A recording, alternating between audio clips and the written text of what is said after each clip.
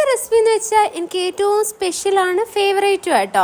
എൻ്റെ ഉമ്മ ഉണ്ടാക്കുന്നതിൽ എനിക്ക് ഏറ്റവും ഇഷ്ടപ്പെട്ട തേടിൻ്റെ കറി. ചൂട് ചോറും ഒരിത്തിരി മാങ്ങാച്ചാറും തേടിൻ്റെ ആ ഒരു തലയും കൂട്ടി കഴിക്കണം. എൻ്റെ പൊന്നോ, ഒരു രക്ഷയില്ല. അപ്പോൾ ഇതെങ്ങനെ ഉണ്ടാക്കുന്നതെന്ന് നോക്കാവേ. അപ്പോൾ ഇതാ നമ്മുടെ മീനൊക്കെ കഴുകി വൃത്തിയാക്കി വാളംപുളിയുടെ വെള്ളത്തിനകത്ത് ഇട്ട് വെച്ചിട്ടുണ്ട്. അപ്പം അഴുക്കൊക്കെ കംപ്ലീറ്റ് പോകും കേട്ടോ. ഇനിയിപ്പം ഒരു ചട്ടിയിലോട്ട് വെളിച്ചെണ്ണ ഒഴിച്ചു കൊടുത്ത് ഉലുവ പൊട്ടിച്ചതിന് ശേഷം കുനുകുനാ അരിഞ്ഞ് കൊച്ചുള്ളി ഇട്ട് കൊടുക്കുക.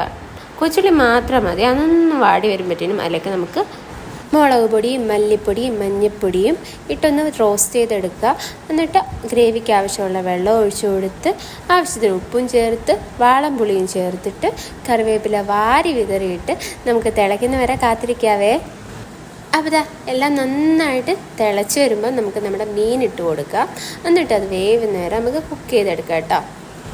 പണ്ടത്തെ നമ്മുടെ ഉമ്മമാരും ഉപ്പൂപ്പന്മാരൊക്കെ ഉരലിനകത്ത് നമ്മുടെ മീൻകറിക്കും അതേ ബാക്കിയുള്ള കറികൾക്കും വേണ്ടിയുള്ള മുളക് പൊടിയും മല്ലിപ്പൊടിയും ഒക്കെ ഒന്ന് ഉരലിനകത്തിട്ട് ചതച്ചെടുക്കുമ്പം അതിലേക്ക് കുറച്ച് പച്ചരി ചേർക്കാറുണ്ട്. കാരണം നമ്മുടെ കറിയൊക്കെ ഒന്ന് കുറുകി വരാൻ. ഇപ്പം ആരും അങ്ങനെ ചെയ്യാറില്ല. അതുകൊണ്ട് നമുക്ക് കുറച്ച് വേണമെങ്കിൽ കോൺഫ്ലവറും കൂടി ആഡ് ചെയ്യാം, അതൊന്ന് കുറുകി കെട്ടാൻ കേട്ടോ.